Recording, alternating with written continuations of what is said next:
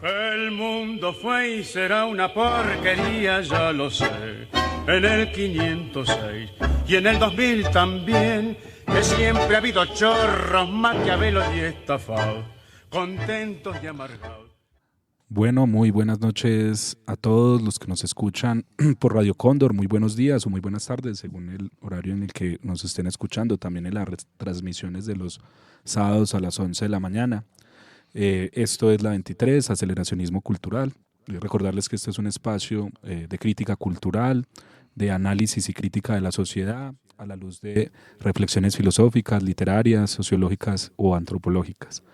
En ese mismo sentido, pues también los invitamos a seguirnos a través de nuestras redes sociales, Instagram, donde aparecemos como La 23 Aceleracionismo Cultural, también en nuestro canal de YouTube, donde también aparecemos como La 23 Aceleracionismo Cultural, y también a través de Spotify, que nos encontrarán en las redes de la universidad, donde encontrarán el podcast La 23 Aceleracionismo Cultural, y en iVoox, donde también nos pueden encontrar como La 23 Aceleracionismo Cultural.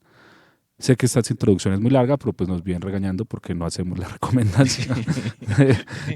Y seguramente dirán, pues no, nunca arrancan de esta manera, pero pues esta es nuestra primera vez. Hoy, hablándoles, pues Sergio Ramírez, nos acompaña el profesor Carlos Colorado. Recordarles que este es un programa que se desarrolla dentro de la Facultad de Artes y Humanidades de la Universidad de Caldas, también junto con el Departamento de Ciencias Humanas de la Universidad Autónoma de Manizales.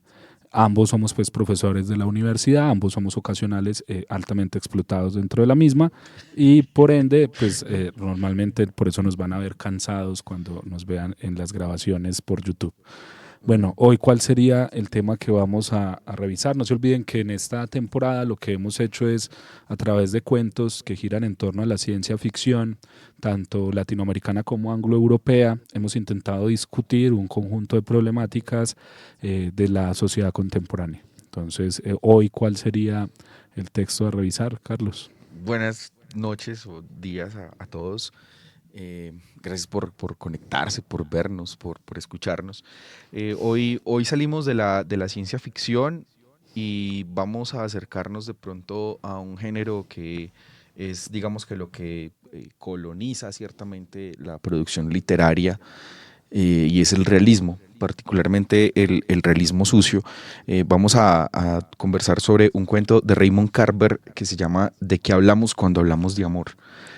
Es un cuento que aparece publicado en 1981, 7 años antes de que el hombre muera, y es un momento pues en el que su carrera ya tiene como un tono, ya es un tipo pues ciertamente como reconocido por el género, reconocido en el género de cuento, ya es un hombre que ha absorbido como todo lo que le pudo haber aprendido a Anton Chekhov, a Ernest Hemingway, ¿cierto? Que creo, Sergio, como se pudo dar cuenta, son muchas cosas las que no nos cuentan, sino que todo está como sugerido, todo está como entre líneas. Sí, lo que normalmente llaman como la teoría del iceberg. La teoría del iceberg, y casi todos los cuentos de Raymond Carver son cuentos muy silenciosos en ese sentido. ¿Sí? Funcionan es a partir de la omisión, lo más importante no se cuenta. Sin embargo, pues a pesar de eso, quiero empezar la sesión de este momento con lo que dice uno de los personajes, Mel, el médico que es cardiólogo, sobre el amor, ¿no? No había pensado en eso, que era cardiólogo. Ajá, sí. ¿Qué es lo que cualquiera de nosotros sabe realmente del amor?, dijo Mel. Creo que en el amor no somos más que principiantes. Decimos que nos amamos, y nos amamos, no lo dudo. Yo amo a Terry, y Terry me ama a mí, y también vosotros os amáis. Ya sabéis a qué tipo de amor me refiero ahora, al amor físico, ese impulso que te arrastra hacia alguien concreto, y al amor que inspira el ser de la otra persona. La esencia de esa persona, podríamos decir. El amor carnal y, bueno, digamos, el amor sentimental, ese cuidado cotidiano para con la otra persona. Pero a veces me resulta difícil explicarme el hecho de que también debía amar a mi primera mujer. Pero la amé, sé que la amé, así que supongo que soy como Terry a este respecto. como Terry y Ed. Se quedó pensando en ello y luego continuó. Hubo un tiempo en que creí que amaba a mi exmujer más que a la propia vida, pero ahora la aborrezco, de verdad. ¿Cómo se explica eso? ¿Qué ha sido de aquel amor? ¿Qué ha sido de él? Eso es lo que quisiera yo saber. Me gustaría que alguien pudiera decírmelo.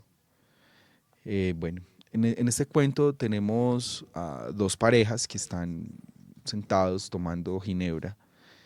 Y el cuento empieza con que el Nick, que es como el narrador, Está le como da de la visita. entrada. Sí, Entiendo que Nick y Laura están como de visita en la casa de, o al menos como lo que uno sí, están como como que de da a visita. entender. Sí, están Ah, ahí la casa sentados, de... reunidos. Y el que empieza a hablar es Mel McGuinness, que es un cardiólogo. Entonces dice algo muy particular el narrador. Estaba hablando mi amigo Mel McGuinness. Mel McGuinness es cardiólogo y eso le da a veces derecho a hacerlo. Y el cuento va del amor, ¿cierto? Entonces, es un cuento que de pronto para este momento de nuestra época, de pronto para el cambio de milenio que ha hecho que nos replanteemos muchos conceptos, la amistad, incluso el amor, la forma de comunicarnos, todo esto, es algo que para nosotros sigue siendo una transformación. Es decir, todos los días como que entendemos que el amor tiene unas variables. Ahorita, por ejemplo, estamos hablando de un amor en comunidad, se habla de gente que practica el poliamor, ¿cierto? Ya no es el amor exclusivo entre parejas heterosexuales, sino parejas entre el mismo sexo, de una vida, por ejemplo, en comunidad, el amor por los animales. Hace poco pues se considera que la mascota ya no debe ser parte de los bienes a negociar en un divorcio, ¿cierto? Sino que ahorita ya, sí. Bueno, sabía eso. Sí, que ya no, Ya. hace parte de esas discusiones. Te hace parte de las discusiones de que la mascota decida con quién quedarse. Como un ser autónomo y que se autodetermina. Sí, sí, que eso ya no... eso estaba trayendo como muchas discusiones en ese sentido. Bueno, hay que decir que Carver es un escritor también de finales del siglo XX, principios del siglo XXI, ¿no? Más o menos es de los 80s, 90s, ¿cierto? Que ya hay como muchas cosas ahí en ciernes de la transformación de las maneras de sentir, amar, construir las relaciones sociales. Porque ya en los 60 para acá hay como, yo pienso que hay algo que lo que nosotros estamos viendo de eso es ya su consolidación, ¿cierto? Y quizás su consolidación sea el principio de su muerte, como diría Hegel en cierto sentido. Pero digamos que, y es todo el tema de la revolución cultural, sexual, alrededor de la década pues, del 68, el movimiento hippie, de los movimientos estudiantiles, de todo lo que implicó el mayo del 68 francés, de todo lo que implicó el octubre del 68 en México, ¿sí? Como como que esa generación buscó la transformación profunda de un conjunto de prácticas culturales que regulaban o al menos codificaban formas cotidianas como el amor, la amistad, ¿cierto? La sexualidad, ¿sí? Y que y que esta generación critica en el sentido que se volvían pues como opresivas, o que reprimían o que limitaban la libertad de los individuos. Por ejemplo, es de recordar que el cambio de cómo nosotros nos vamos a empezar a relacionar o al menos reflexionar o cuestionarnos sobre la relación con la naturaleza tiene que ver mucho pues con el movimiento hippie o con todos estos movimientos ecologistas también nacidos en aquella década del 60, o también todo el tema LGTBIQ+, tiene que ver mucho con la liberación sexual de la década del 60, ¿sí? Lo que yo pienso en ese sentido es que nosotros estamos viviendo.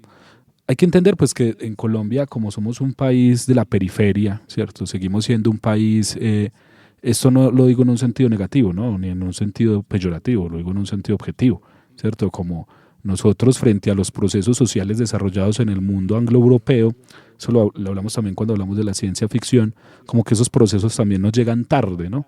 Yo todavía recuerdo, y cuando nos llegan tarde nos llegan como en bloque, mientras que de pronto pues nos llegan como con otra velocidad histórica. He estado pensando un poco en eso. Mientras que en ese mundo anglo-europeo todo este proceso de transformación de la cultura y de esos códigos cotidianos que regulaban prácticas digamos, tan comunes como el amor, allá les tocó varias décadas de luchas, de tensiones, ¿cierto? Puede que aquí también exista un desarrollo similar, pero es como un destiempo, ¿no? Como que aquí hay un salto generacional mucho más fuerte de la década del 90 para acá que de la década del 60 para acá. Si nosotros, por ejemplo, gente que creció en la década del 60, abuelos nuestros o nuestros padres, que son la mayoría, al menos yo que tengo 33 años, mis padres son nacidos en la década del 60, su adolescencia son los 70 y 80, ¿cierto? Pero los 70s y 80s en la Colombia periférica no son los 70s y 80s norteamericanos. Y donde yo recuerdo como en qué sentido eso se daba, en que por ejemplo en mi niñez, ya década 90, principios del 2000, aún existía por ejemplo la Semana Santa, en el sentido de que la Semana Santa no era para irse a pasear, ya estamos hablando de esos códigos comunes. Entonces, cotidianos. No era para irse a pasear a la finca, la Semana Santa era para rezar, para ir a las iglesias. Entonces yo recuerdo con mis padres en Manizales las iglesias llenas y las calles llenas y todo el mundo vendiendo saumerios. Usted salía a la calle y llegaba oliendo a saumerio a la casa porque en el centro, en cada 2 esquinas, la gente está vendiendo saumerio, está vendiendo palo santo, está vendiendo... Ya uno ve la Semana Santa de hoy, no, la ciudad se vacía porque todo el mundo se va a pasear o la gente se encierra en sus casas a descansar. Significa que ahí ya lo que llamaría Jean Baudrillard en su texto de La sociedad del consumo, un texto escrito justamente en los 70, cuando él está observando los efectos de los movimientos sociales del 60 sobre la sociedad francesa y también de la sociedad pues angloparlante, porque él habla también mucho pues de Inglaterra y Estados Unidos, y es como todo ese proceso de ruptura de lo sagrado. Y donde pues permanece el orden de lo ritual, ¿cierto? ¿Qué es lo ritual? Pues como que la práctica repetitiva. Los rituales irse a comer un helado con la familia un domingo en la tarde, ¿cierto?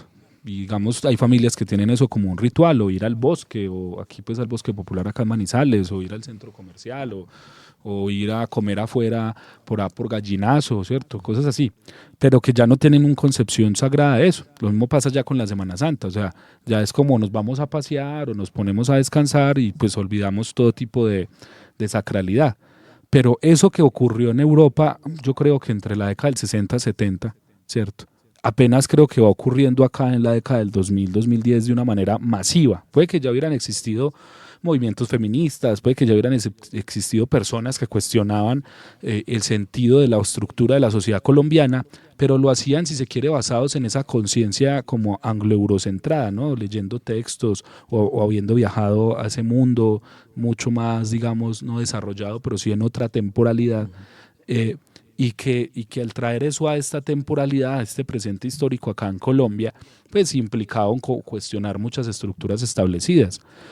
Creo que, por ejemplo, la crisis de los divorcios, que alguna vez hablamos de eso cuando hablamos del tema del amor, de la familia, sí. Que tiene que ver en los Estados Unidos con la década de los 90, cuando hablamos de bandas como Blink-182, ¿cierto?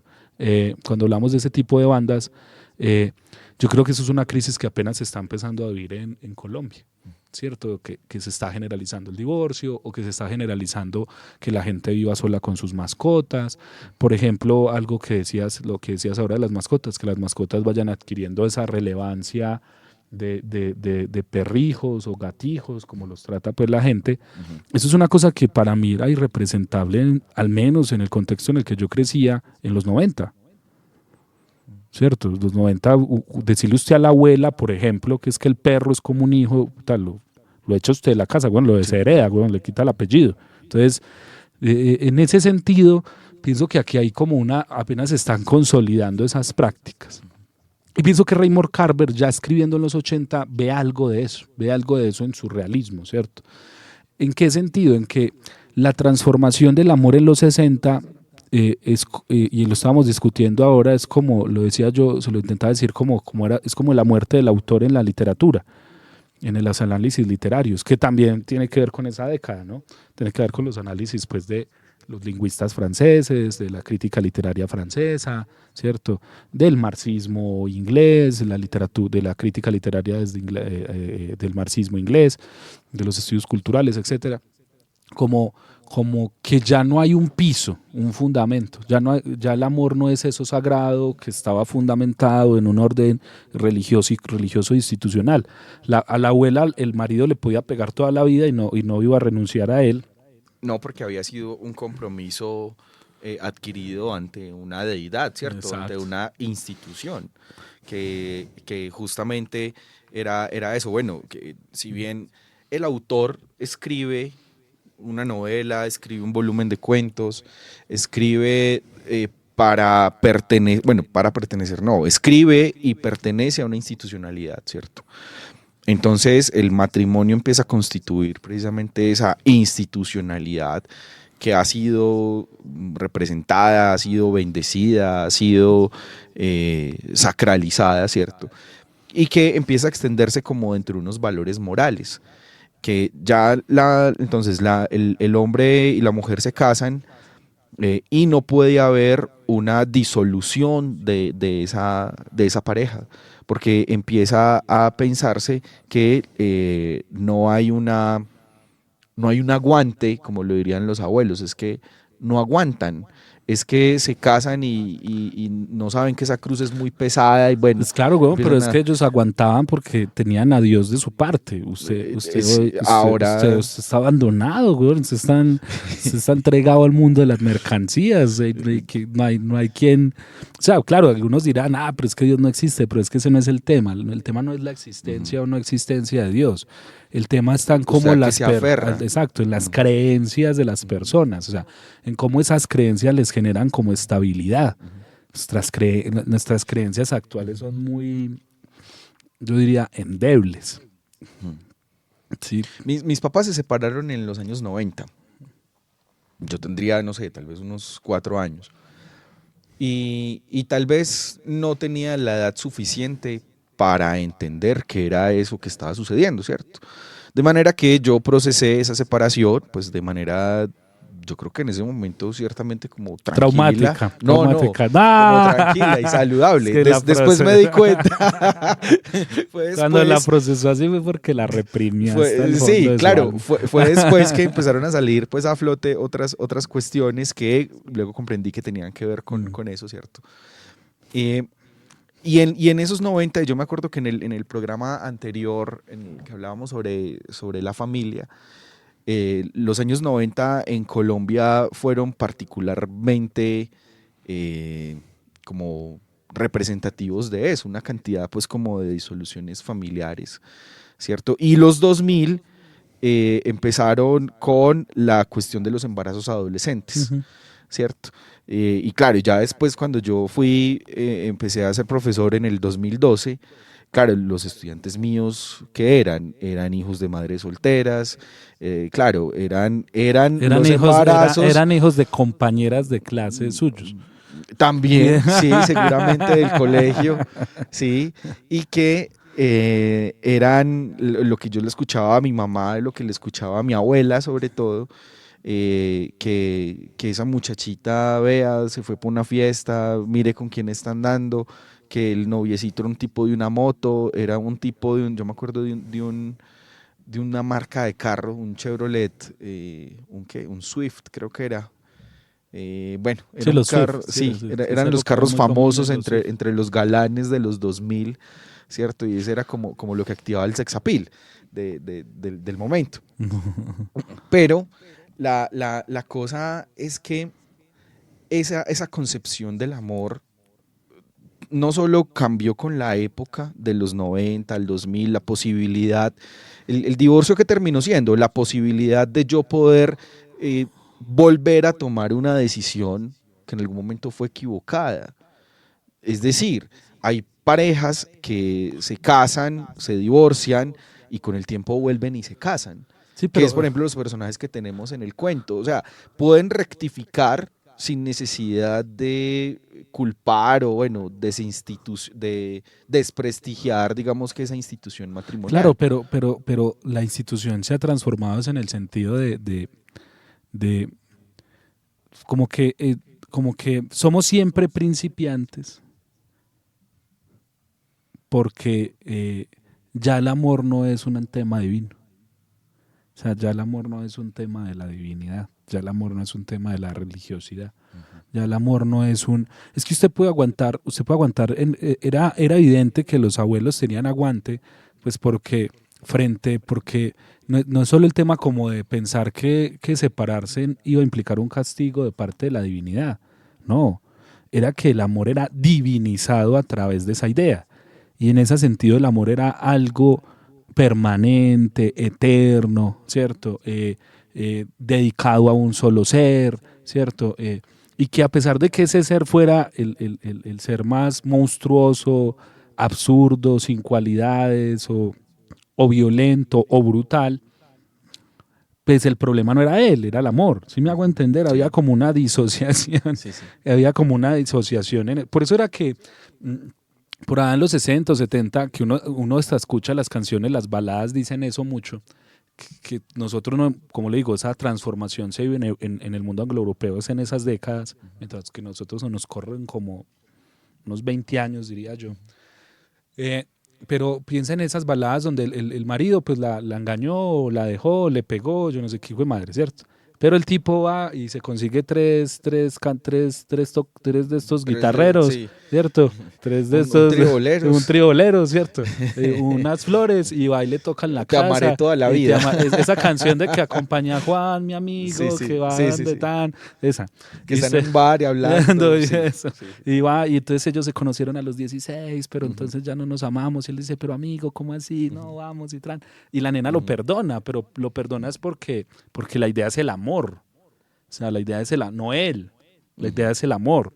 Hoy pesa más, como ya no, el amor no es algo divino, es algo ritual, claro, porque todavía nos casamos, todavía pedimos el cuadre, todavía hay acuerdos. Pedir el cuadre es una expresión como del 2000. Sí, es una expresión ahorita barrial del 2000. Sí, ahorita, ya. ¿Qué es? No sé, bueno, cuando usted solicita a la otra persona formalizar en cierto sentido el noviazgo, no, somos novios, no solo estamos saliendo, ¿cierto? Sí, como se pueden dar cuenta, somos un poco anacrónicos.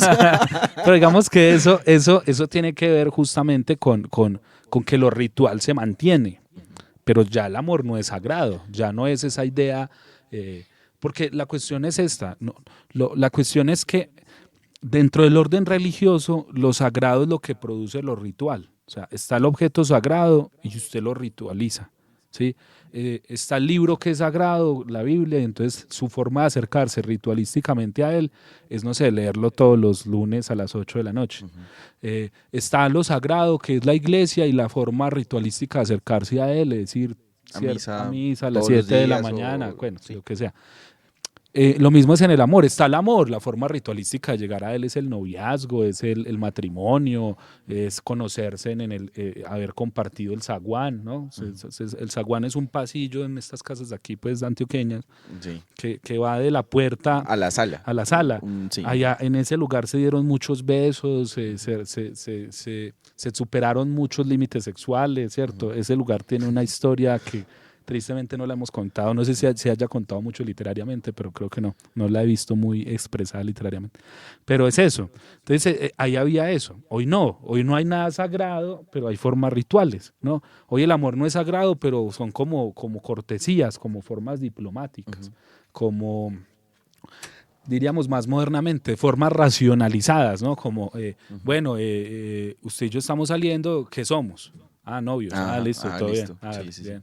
Usted no le está prometiendo el paraíso, la vida eterna, ¿cierto? Usted prometerse ser novio, es que ¿qué era ser novio hace 50 años? O sea, ser novio no era el parchecito, ¿cierto? Lo que es hoy. O los noviecitos, como dicen por ahí, ¿cierto? No. Es como ser novio era el acto previo ritual para ir al matrimonio. Tenía un compromiso. Claro. Había una promesa de él. Tanto que la frase era como que él es mi prometido. ¿Sí? Es que imagínese eso, eso es como una noción del destino, ¿no? Mi prometido, alguien me lo prometió, ¿cierto? Él me prometió ser en el futuro X, Sí. ¿sí? El amor hoy no es así, el noviazgo es más como una forma de como de reglamentar la relación a través de que los dos pueden llegar a acuerdos de diferentes formas, ¿no? Como decir, no sé, es que usted y yo somos novios, pero tenemos una relación abierta. Es que usted y yo somos novios, pero bueno, vamos a tener una relación poliamorosa, entonces los 3 o los 4, bueno, como sea, somos novios, ¿cierto? O sea, es más como la regla, ¿no? El noviazgo y se convierte como en una regla, como cuáles son los acuerdos a los que hemos llegado para sostenerla, para tener como una relación que permanezca de tanto tiempo. Y que no tiene como necesariamente la promesa de una permanencia en el futuro, ¿cierto? Pero entonces, frente a eso, usted siempre será un principiante. Porque siempre esas reglas varían mucho. Sí. En el cuento de que hablamos cuando hablamos de amor, tenemos 4 personajes, ¿no? Mel, que es el médico, Ter, que es su esposa, con la que lleva 5 años, si no estoy mal. Los amigos, que son Nick y Laura, que llevan 1 año y medio juntos, llevan 1 año y medio casados. Y estos personajes vienen como de historias de amor o digamos que de relaciones todas distintas. Ter, por ejemplo, viene de un matrimonio donde el esposo se suicidó, Ed se suicidó, que después de que se separaron empezó como ese proceso de acoso, como si el acoso fuera un proceso, bueno, toda esta situación de acoso, que Mel tuvo que saber organizar y saber llevar, porque el acoso también era contra él. Sí, los amenazó por estar juntos y ella haberlo dejado a él. Y Mel también viene de un matrimonio, lo que llamamos ahora tóxico, ¿no? Ciertamente de persecuciones, de juicios y de ser como un obstáculo para que él siga su vida después de ese matrimonio. Mientras que Laura y Nick son como nuevos en el asunto, ¿cierto? Esa caracterización de esos personajes a mí me parece que fue incluso bastante conveniente para poder responder a esa pregunta que plantea Carver en el título, y que curiosamente Mel, que es el hombre como, entre comillas, como de experiencias como más sólidas, puede llegar a decir como, bueno, en el amor no somos más que principiantes, ¿sí? No somos más que gente que está aprendiendo a ponerse ciertas reglas y ciertos límites en el amor. Es que, digamos, el amor regulado por la divinidad implicaba que ya había eso, ya las reglas estaban. O sea, usted ya sabía el proceso que debía llevar a cabo, ¿cierto? Y hacia dónde iba. Y que eso llegaba como a una finalidad, ¿cierto? Ya preestablecida. Pero mientras que, vean, por ejemplo, esto, como prácticas como las siguientes, ¿no? Usted se va a casar, inmediatamente están pensando en el tema de la separación de bienes. ¿Se ha visto eso? Que hay como unos acuerdos como prenupciales, sí, en donde usted dice, bueno, entonces sí nos casamos, pero todo lo que yo he logrado que es mío hasta este momento va a seguir siendo mío, y todo lo que usted ha logrado alcanzar hasta este momento va a seguir siendo suyo, y de pronto lo que consigamos a posteriori sí es de los dos. Pero, huevón, esa reflexión es una reflexión que ya como que antecede el final. Como quien dice, ya sabemos que esto quizás no va, o probablemente, porque vamos a hacer hasta un acuerdo jurídico. Sí, se va a romper. Esto entonces, probablemente con mucha seguridad se va a ir al carajo. Sí. Entonces, como sabemos que se va a ir al carajo y ya tenemos esto, entonces evitémonos los conflictos jurídicos de una vez. Uh-huh. Eso es una cosa que usted no se podía pensar hace 100 años. Hace 100 años el matrimonio se convierte en algo sagrado es porque usted lo ve como un destino. Por eso es como el prometido, ¿no? Como que esta persona o la prometida o ser, ¿cierto? Se convierten en el futuro mío. O sea, y ese es ese mi futuro, mi telos. No hay otro. No hay como otra opción que salga fuera de eso. Yo quiero preguntarles de pronto a quienes nos están escuchando si de pronto han considerado que esa imagen del prometido del que venimos hablando en este momento, el prometido tiene alguna noción de propiedad, o si ese matrimonio, y de hecho creo que en algún momento también lo hablamos, si esa idea de yo casarme con alguien porque me ha sido prometido, yo quiero casarme con alguien, tiene alguna noción de querer poseer. Porque nosotros ahorita hemos pensado también como la sociedad, como una sociedad del deseo, como unas máquinas deseantes, que también lo decíamos en algún momento en el programa. Esto lo pregunto, es a razón del personaje Ed, el ex esposo de Ter en el cuento. Porque es un tipo que, a pesar de que ya se separan, él no quiere aceptar que esa chica empiece una relación con alguien más, con alguien distinto a él. Y digamos que esa presión y la evolución de la relación de Ter, pues hace que el hombre un día se pegue un tiro y curiosamente llega al hospital y lo tiene que atender es Mel, ¿cierto? Porque la ahora nueva pareja de su ex. Ajá, que se enfrenta a eso. Si bien hemos visto hasta este momento y hemos como contado cómo han cambiado sus relaciones hasta principios del 2000, yo considero que ciertamente con el uso de redes sociales sí se ha cambiado esa imagen. No, porque eso. Se ha cosificado. Yo pienso que en el amor hay una crisis ya de los 60 hacia acá, en el sentido de que cuando muere el orden divino, pues a nosotros nos toca que hacer algo con eso, o sea, qué hacer con lo que serían nuestras relaciones afectivas, sentimentales, construidas a largo plazo, ¿cierto? O sea, si es posible construirlas, cómo se van a construir, cuáles son las reglas para construir eso. Saliéndonos del marco de pronto sociojurídico del matrimonio, donde yo sí creo que el prometido es una propiedad, pues tanto que, digamos, en la tradición moderna, la mujer todavía seguía hasta hace muy poco tiempo vista como una propiedad del marido, ¿sí? Como un bien más dentro del hogar, ¿sí? Que eso tiene que ver con toda la estructura pues patriarcal que se ha venido o que se está intentando desmontar de parte de los movimientos feministas.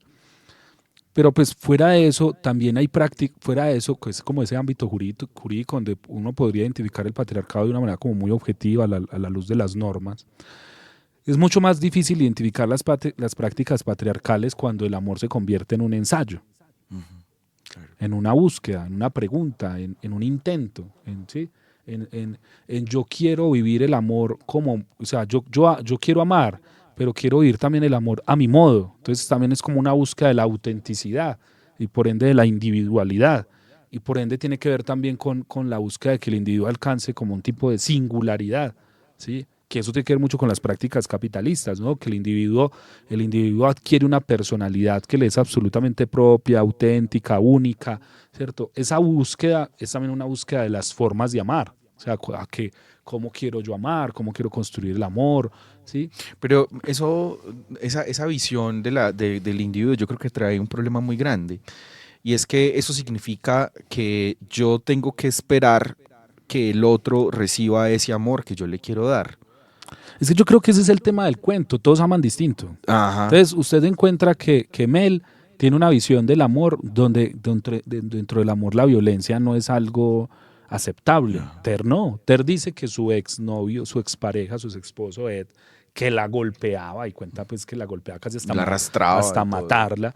Ella decía que él igual la amaba, o sea, que su forma de amor de pronto era enfermiza, anormal, poco convencional, brutal, ¿sí? Pero que la amaba para ella, y él le cuestiona, tanto que hay como una tensión ahí fuerte, porque Mel le cuestiona eso, pero también aparece tanto en Laura como en Nick, porque el amor en Nick son gestos. Sí. Le coge la pierna, le toca la pierna, le coge la mano. Hay unas señas entre ellos. Cuando hay como tensión en la discusión, porque bueno, hay como una tensión fuerte en la discusión entre Mel y Ter, y él lo que hace es como, bueno, tocarla a ella, mientras que la forma de hablar de amar el de Laura es como, bueno, sí, ¿qué importa, cierto? Que nos vamos a poner aquí a enredarnos, ponerle atención a las huevonas de este par de viejos, ¿cierto? Entonces uno ve como eso, como que el hecho de que el amor sea para siempre, o sea, el amor, seríamos siempre principiantes ante el amor, porque siempre estamos ensayando, porque ya no existe esa norma divina.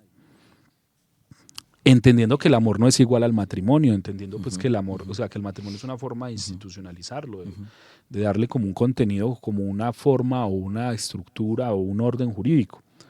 Pero el amor como en esa expresión del código cultural cotidiano es eso. Y eso es algo que alimenta el capital. Porque el capitalismo, en la medida en que hay mayor diversidad de formas de amar, hay mayor cantidad de productos para el amor. Ah, sí, claro. Por eso, claro, en otro programa, cuando hablábamos sobre el amor, justamente, estábamos hablando de ese tipo de comercio, por ejemplo, virtual, de objetos sexuales, pero no solo eso, sino también la industria por supuesto, la pornografía. Está la pornografía, ¿cierto? está todo el tema de los sex shops, está sí. todo el tema... Los bares Bares, conceptuales. los swingers, bares temáticos, los bares temáticos, ¿cierto? Porque tiene que ver con eso, con cómo hacer que el amor permanezca cuando ya el amor es un producto del mercado.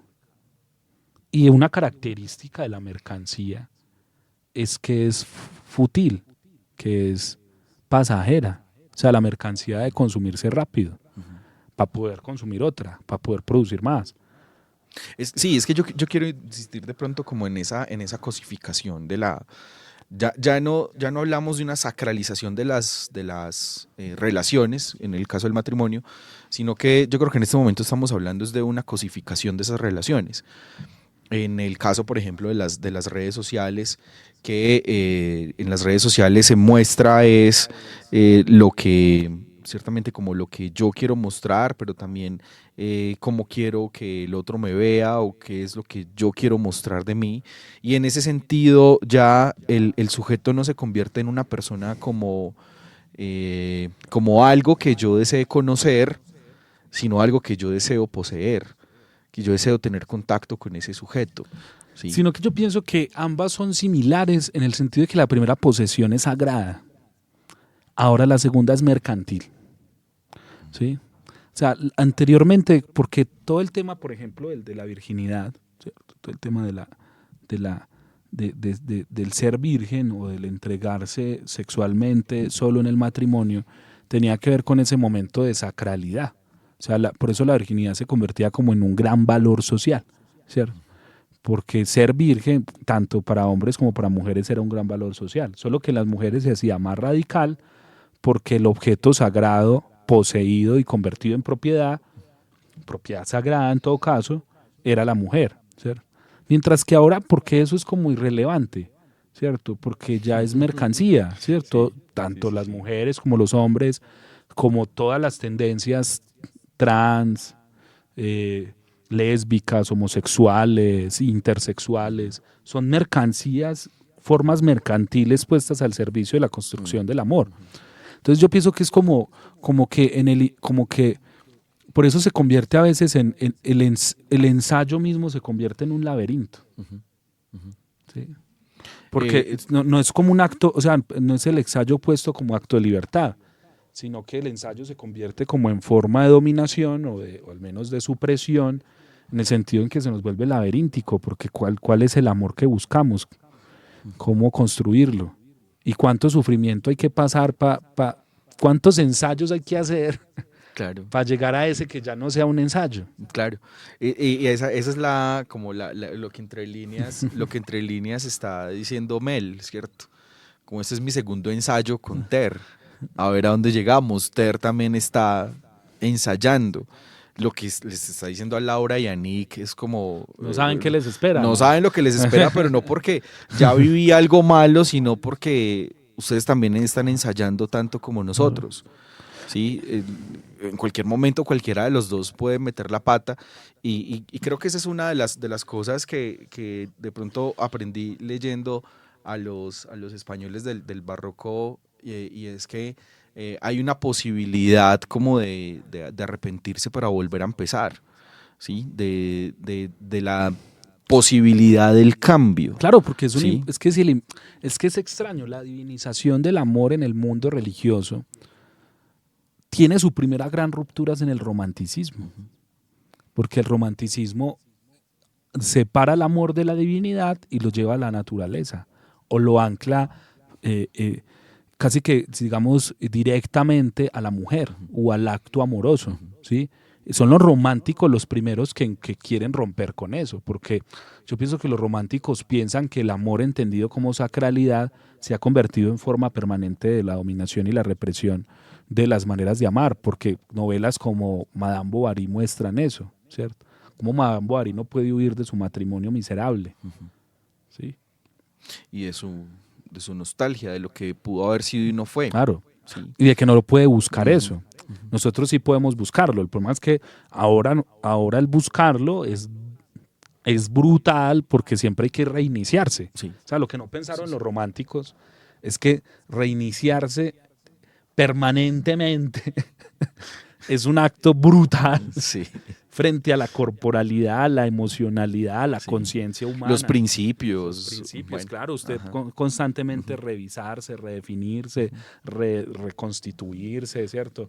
Para poder anclarse a formas más estables del amor. Es como en las redes sociales se ve hasta eso. Yo no sé si Lucho sepa, que Lucho es quien nos graba y está acá atrás, sino que he estado pensando, no me acuerdo, que ya salió como una red social, ¿cierto? Donde el match, ¿no? Que es como el me gusta, Ajá. lo ponen son las chicas.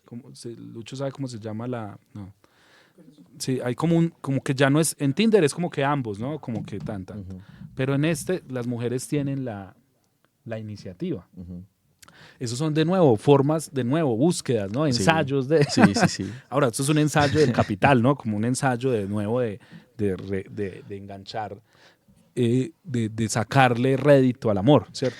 Antes de que pasemos a la canción con la que vamos a terminar, que es No se puede vivir del amor de Andrés Calamaro, me gusta mucho el final de este cuento porque funciona metafóricamente, ¿sí? Mel dice que no somos más que principiantes, y cuando se termina el cuento ellos están en la cocina, ya está muy entrada la tarde, ya está a punto de anochecer y se les acabó la ginebra, lo que están bebiendo. Y esa es otra cuestión del cuento, que la conversación se da alterándose sus estados de conciencia, ¿cierto? Dice, se acabó la ginebra, dijo. ¿Y ahora qué? Dijo Terry. Oía los latidos de mi corazón, oía el corazón de los demás, oía el ruido humano que hacíamos allí sentados, sin que nadie se moviera lo más mínimo, ni siquiera cuando la cocina quedó a oscuras. Muy bien, muchísimas gracias, muy buenas noches y muy buen resto de jornada para todos. Buenas noches a todos. Sergio, muchísimas gracias. Lucho, muchas gracias. Bueno, seguimos entonces la próxima semana. Les recomendamos este cuento de que hablamos cuando hablamos de amor, de Raymond Carver. También lo encuentran como Principiantes. El cuento también lo encuentran como Principiantes. Una versión un poco más extensa, con los nombres cambiados algunos, pero se conserva la misma forma. Eso es un chisme de Raymond Carver que en algún momento les contaremos. ¿Y la canción con que La canción con que vamos a cerrar es No se puede vivir del amor de Andrés Calamaro. Muchas gracias. Hasta luego. Chao. Vivir del amor, no se puede vivir del amor, le dijo un soldado romano a Dios. No se puede vivir del amor, no se puede comer al amor, las deudas no se pueden pagar con amor, una casa no se puede comprar con amor, nunca es tarde para pedir perdón, no se puede vivir del amor, no se puede vivir del amor, lo dijo la chica que te dijo que no.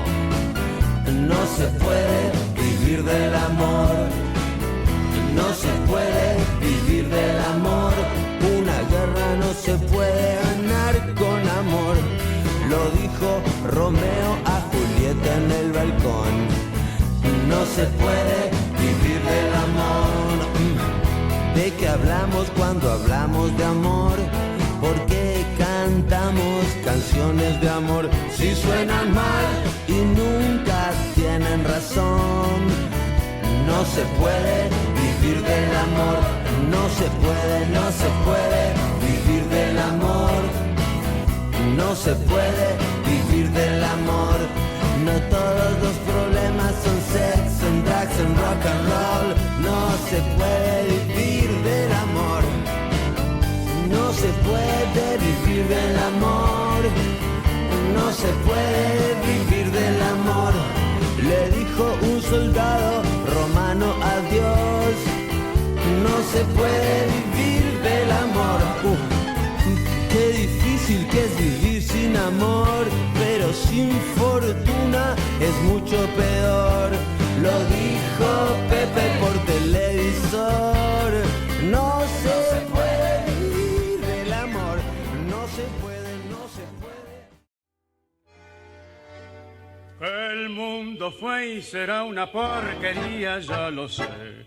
En el 506 y en el 2000 también, que siempre ha habido chorros, maquiavelos y estafados, contentos y amargados.